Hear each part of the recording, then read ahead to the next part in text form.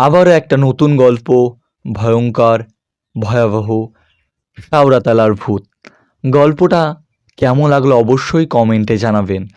আর আমাদের সমস্ত রকম ভিডিওগুলি বাস্তবের সঙ্গে কোনো মিল নেই।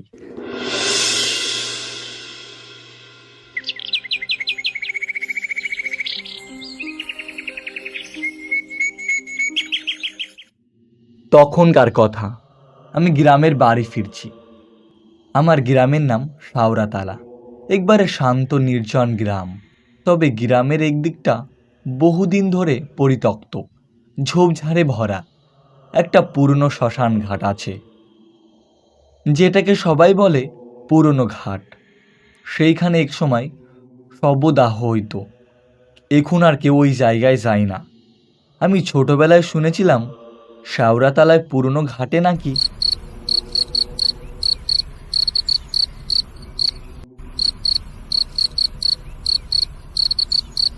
একটা ভূত বাস করে। লোকেরা বলতো সে এক পুরুষ, উঁচু লম্বা, সাদা ধুতি আর খালি গায়ে ঘোরে। তার চোখ নাকি আগুনের মতো জ্বলে। তবে আমি এসব কথা বিশ্বাস করতাম না।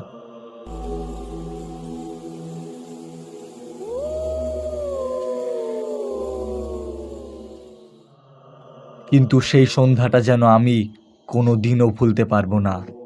আষাঢ় মাসের শেষ দিক, আকাশে মেঘ করেছে।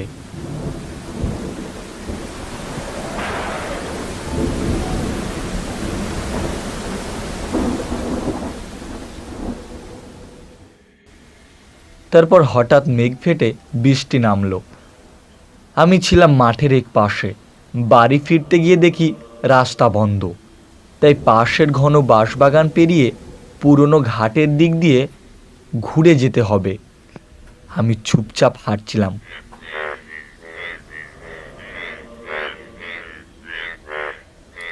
চারপাশে শুধু ব্যাঙের ডাক, পাতা থেকে টপ টপ জল পড়ার শব্দ, আর একটা অদ্ভুত গন্ধ, ভেজা মাটি। শ্মশান ঘাটের কাছাকাছি আসতেই হঠাৎ অনুভব করলাম কেউ যেন পিছু পিছু আসছে। আমি থামলাম, শব্দ নেই। আবার হাঁটলাম, আবার সেই পায়ের শব্দ। ঘাড় ঘুরিয়ে দেখি কেউ নেই। মাথা ঠান্ডা রাখলাম, নিজেকে বললাম ভয় পাওয়ার কিছু নেই, এটা হয়তো কাকতালীয়।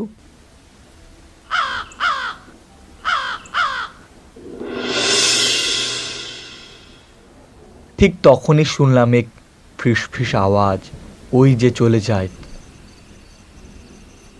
আমার পা ঠান্ডা হয়ে গেল। আরও কিছু দূর যেতেই দেখি ঘাটের এক কোণে একটা লোক দাঁড়িয়ে, মাথা নিচু, চুল ভেজা, সাদা ধুতি পরে আছে। অদ্ভুতভাবে একবারেই না নড়ে দাঁড়িয়ে আছে। আমি থমকে দাঁড়ালাম। লোকটা হঠাৎ মাথা তুলল। সেই চোখ, আমি জীবনে এমন চোখ দেখিনি। তারপর সে হেঁটে আমার দিকে এগিয়ে আসছে, এক পা, দু পা করতে করতে। আমি পেছাতে লাগলাম। সে বলল, এইখানে কেন এসেছিস? আমার মুখে কথা নেই, গলা শুকিয়ে কাঠ। আমি কিছু বলার আগেই সে এক ঝাপটায় আমার গলা চেপে ধরল।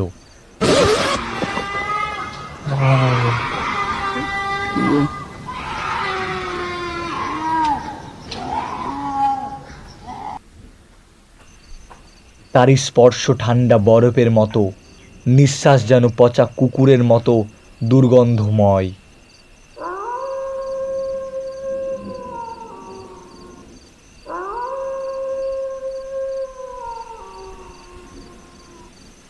আমি ছটপট করতে করতে শেষমেশ জ্ঞান হারালাম। জ্ঞান ফিরল আমার বাড়িতে। গ্রামের লোকজন বলা বলি করছিল আমাকে তারা ঘাটের পাশে অজ্ঞান অবস্থায় পেয়েছিল। ডাক্তার বলল শুধু ভয়ই পেয়েছে। কিন্তু আমি জানি সেটা শুধু ভয় নয়। আজও রাতের বেলায় চোখ বন্ধ করলেই সেই আগুন, সেই আগুনের চোখ, সেই ফিসফিসে গলা আমার কানে এখনো বাজে।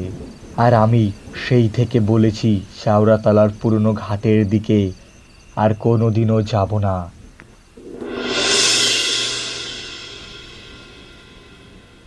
এই ছিল আজকের গল্প। কেমন লাগলো অবশ্যই কমেন্টে জানাবেন।